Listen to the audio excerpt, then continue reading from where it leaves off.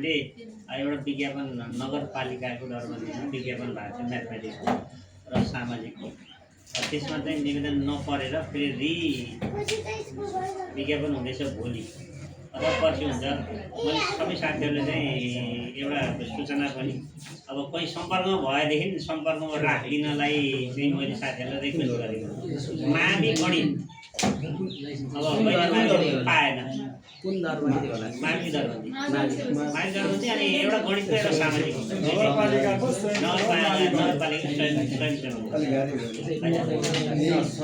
धन्यवाद सर। अब गणित टिचर जो साथीहरूसँग सम्पर्कमा हुनुहुन्छ उहाँहरूलाई यहाँले सहजीकरण गरिदिनु र यो समस्या यो पदपूर्तिका लागि सहजीकरण गरिदिन म हार्दिक अनुरोध मेरो तर्फबाट पनि हार्दिक अनुरोध गर्दछु। त्यसै गरी आजको यो एकैछिन साथीहरू अब एकछिनको लागि पो मिल्छ नि आफ्नो छोटो मन्तव्य राखिदिनु हुन रत्नगर नगरपालिका नगर शिक्षा अधिकृतलाई आजको कार्यक्रमको प्रमुख अतिथि निता कट्टेललाई नगरको तर्फबाट शिक्षा शाखाको तर्फबाट आफ्नो भनाइ राखिदिन म हार्दिक अनुरोध गर्दछु। धन्यवाद रमेश सरलाई। आजको यस समापन कार्यक्रमको अध्यक्षता ग्रहण गरिरहनुभएका अध्यक्षज्यू, यसै विद्यालय व्यवस्थापन समितिका अध्यक्षज्यू, विशिष्ट अतिथिज्यूहरू, पब्लिकेसनका सरहरू, काठमाडौँ विश्वविद्यालयका सरहरूलाई सम्पूर्णलाई म र 3 दिनको यस तालिममा आफ्नो टाइम कम हुँदा पनि बिदाको दिनमा पनि उपस्थित भएर केही ज्ञानका कुराहरू सिक्न र आफूले जानेका कुराहरू सेयर गर्न उपस्थित हुनुभएका गणित विषय पढाउने शिक्षकज्यूहरूलाई म निता कटेलको व्यक्तिगत तर्फबाट र रत्नगर नगरपालिका शिक्षा शाखाको तर्फबाट हार्दिक नमन व्यक्त गर्दछु। र गणित विषय भन्दैमा अब मैले चाहिँ बिहालीको थोरै जोड्न चाहेँ। यसपालि बिहालीको मार्क्स इन्ट्री गर्दाखेरि चाहिँ अब अहिले ठ्याक्कै मैले यो डाटा भन्छु भनेर हेर्दा चाहिँ अब हाम्रो रिइक्जाम पछिको डाटा देखियो। अहिले चाहिँ जम्मा 32 जना मात्रै नन ग्रेडेड देखिएको छ म्याथमा। नभए अब पहिलाको त अलि लाजामर्दो नै हुन्छ गणित विषयको। अब म पनि गणितकै हो हुन चाहिँ, मैले पनि 2-3 वर्ष गणित नै पढाएर आएको हो। जति पढाउँदा पनि विद्यार्थीहरूलाई चाहिँ अब के भएको हो, हामी टिचिङ मेथड नपुगेको अथवा विद्यार्थी त्यस्तै हुन्। अब जे भयो जस चाहिँ पाइँदैन गणित विषय पढाउने शिक्षकहरूले। जति मिहिनेत गर्दा पनि जस चाहिँ कम नै हुन्छ। हामी 1700 विद्यार्थीमा लगभग 700 विद्यार्थी चाहिँ गणित लागेर फेल भएका थिए कि त्यसलाई पनि।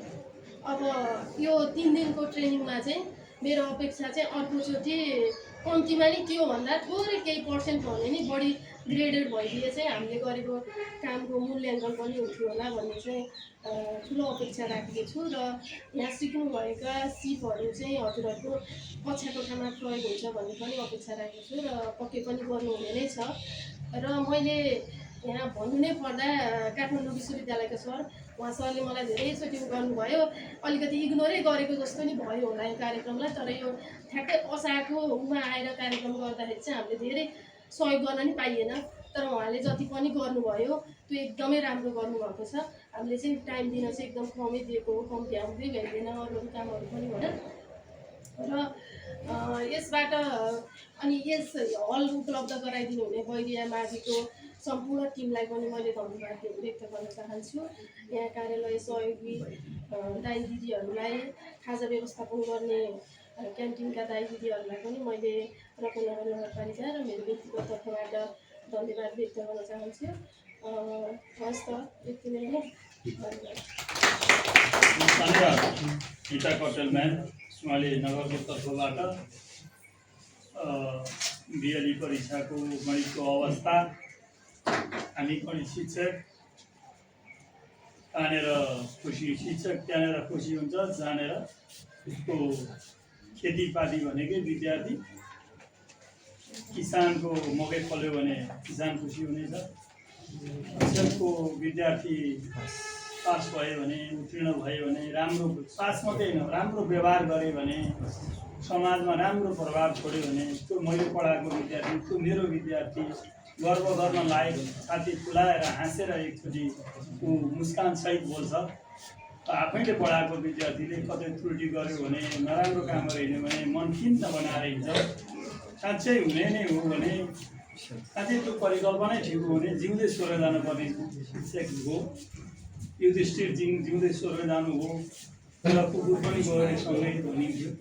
त्यसै गरी यो शिक्षक वर्ग राज्यबाट केही हदसम्म प्रताडित पनि छ, पीडित पनि छ।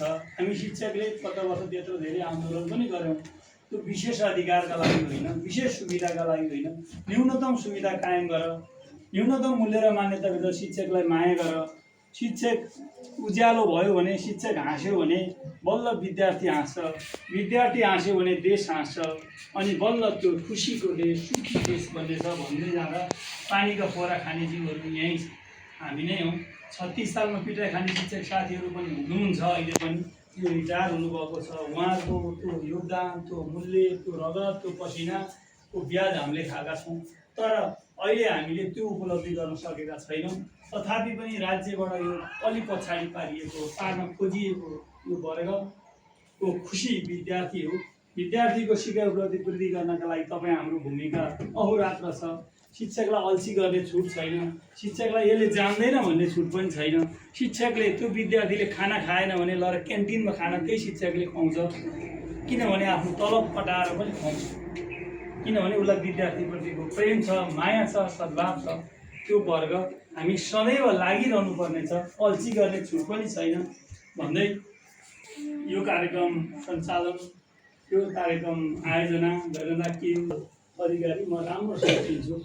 म सँगसँगै पढाएको शिक्षक, मैले हुर्काएको भाइ, हामी नारायणीमा यो सँगै काम गर्थ्यौँ। साँच्चै विद्यार्थीको प्रिय हुनुहुन्छ। म आफै त्यो प्रिय बन्न सकिन छोडिदिनुहोस्। तर धेरै विद्यार्थी हामी सँगै पढाउँदा धेरै विद्यार्थी, भर्खरको सानो भाइ भर्खर पढाउनुहुन्थ्यो, विद्यार्थी त्योमै उहाँको पछि लाग्यो। मैले अगाडि बसेर गुणगान गाएको होइन, पछाडि बसेर गुणगान गाउँछु। विशाल सर भन्दै पछि विशाल सरको पछि मात्रै लागेको छ। आफ्नो घाँस कटाएर खुवाउने एउटा शिक्षक। तलब त घर लानु, कति तलब दिएको छ नारायणी बाबुले मलाई थाहा छ, त्यो यहाँ नभनौँ। त्यो तलब घर पुग्दै मलाई थाहा थियो। सबै त्यही विद्यार्थीलाई खाजा खुवाइदिने, के गर्ने सिकाइदिने, पढ्ने, त्यही विद्यार्थीमा घुम्ने, त्यो ढङ्गले काम गरेको शिक्षक अहिले यो हैसियत बनाउन सफल भएकोमा विशाल अधिकारीलाई विशेष धन्यवाद दिँदै यो व्यक्तित्व, यो वर्ग अझै डेभलप गर्दै जानु, यो देशको शिक्षक गर्न भन्न लायक एउटा व्यक्तित्वको रूपमा विकास हुँदै जाओस् भन्ने शुभ भावका साथ यो कार्यक्रम सञ्चालन गरिरहँदा कतै मेरा शब्द चयनले यहाँहरूलाई कतै अलि नमिठो, अप्रिय भएको छ भने क्षमा प्राप्ति हुँदै यो संयोगले कार्यक्रम सञ्चालन गर्ने मौका मिल्यो। यो मौका प्रदान गरेकोमा विशेष धन्यवाद दिँदै म बिदा हुन्छु र यो कार्यक्रमको समापन गरिदिनु हुन। त्योभन्दा अगाडि स्कुललाई यो रिसोर्स मेटेरियल उपलब्ध गराएर यो सम्पूर्ण यो बाँकी सबै कमल छ, यो सबै बाँकी चाहिँ बाँकी सबैभन्दा कति होला जति छ त्यति यो ग्रहण गरिदिनु हुन विद्यालय सहायक एउटा जानकारी गराउनु, त्यसपछि समापन गर्नु पाएँ। मैले है सबै हजुर साथीहरू हाम्रो सर म्यामहरूलाई एउटा विनम्र एउटा अनुरोध, हामीले क्लासरुम म्यानेजमेन्ट हामीले धेरै कुरा सिकेर गएका छौँ। हाम्रो ट्रेनिङ सकिएको छैन है। हजुरले यहाँबाट भर्खर सिकेर जानुभएको छ। एउटा मेरो हार्दिक अनुरोध के छ भने हजुरहरूले 1 महिनामा यसको यो रिफ्लेक्सन, हजुरले एउटा रिफ्लेक्सन चाहिँ यसो 1 महिना इम्प्लिमेन्ट गर्दा कस्तो आउँदो रहेछ, एउटा एक्सपेरिमेन्टै हो होइन। हामीले यो एक्सपेरिमेन्ट कस्तो गर्दा राम्रो हुन्छ कि भनेर पाइलटिङ गरेर एकदमै राम्रो फिडब्याक आएपछि हामीले टपिक चुज गरेर गरेका छौँ होइन। अनि त्यसले गर्दा 1 महिना चाहिँ हजुरहरूले इम्प्लिमेन्ट के कुनै एउटा क्लासमा कुनै एउटा टपिकसँग जोडेर हजुरहरूको विज्ञतालाई रिफरेन्स मानेर फेरि यही गर्नुपर्छ भन्ने छैन। हजुरको क्रिएटिभिटी र विज्ञतालाई चाहिँ त्यो रिफरेन्समा राख्नु होला।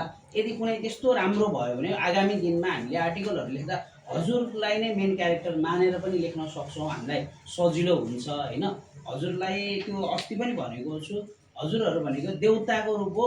मन्दिर वास्तवमा विद्यालय हो, विद्यालयले समस्या समाधान गर्न सिक्छ। यो 1 महिनापछि चाहिँ तपाईँले घर गएर एउटा एक्लै बसेर होला, चिया खाँदै चिसो पानी खाँदै सोच्नु होला विशाल सरले कति प्रतिशत राइट छन्? विशाल सरले त मलाई अगाडि भगवान् भनेर गए। मैले व्यक्तिगत रूपमा त्यहाँ एकदमै कम मात्रालाई चिनेको छु। एज अ म्याथ टिचर भनिरहेको छु मैले है, एज अ म्याथ टिचर। किनभने म्याथमेटिक्समा 1-2 नम्बर कम आए पनि बच्चाले जीवनमा धेरै सफलता प्राप्त गरेका छ, किनभने उसले समस्याको हल गर्न जानेको हुन्छ भन्छ। त्यही भएर हजुरलाई यति जानकारी गराउनलाई रिफ्लेक्सन 1 महिनापछि गर्नु होला। त्यसको आधारमा चाहिँ हामी फेरि फलोअप गर्छौँ। हजुरसँग 2-4 जना अभिभावक र विद्यार्थीहरूको कन्ट्याक्ट नम्बर सहित हजुरले रिफ्लेक्सन लेख्नु होला।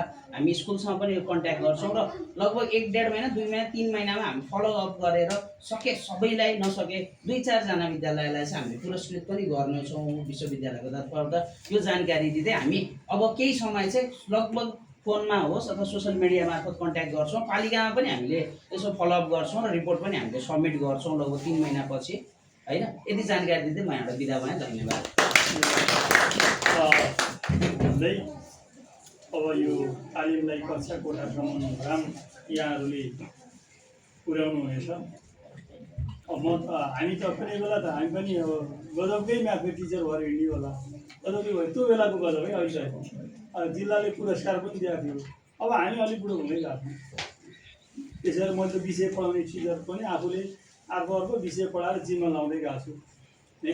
ल पढाउनु तपाईँहरू यो हुनुहुन्छ, भर्खरको हुनुहुन्छ, पढाउने तपाईँहरूले हो भन्ने मेरो इज्जततिर गइसकेको छ। कमल सरले पनि त्यसै गरे, अहिले भर्खर आइसक्यो त्यो कुरो है। अब नयाँ युगलाई छोड्दै जाने नै हो। हामी छोड्दै पनि गएको छौँ। यहाँहरू सबैको खुसी, हामी सबैको खुसी भन्दै, हामी सबैको खुसी, विद्यार्थीको खुसी, हामी सबैको खुसी भन्दै म कार्यक्रम समापन गर्दिनँ। विद्यालय व्यवस्थापन समितिका अध्यक्ष एवं आजको कार्यक्रमको अध्यक्ष श्री रमेश प्रसाद नेउपानेज्यूलाई अनुरोध गर्दै म बिदा हुन्छु। हस्त नमस्ते।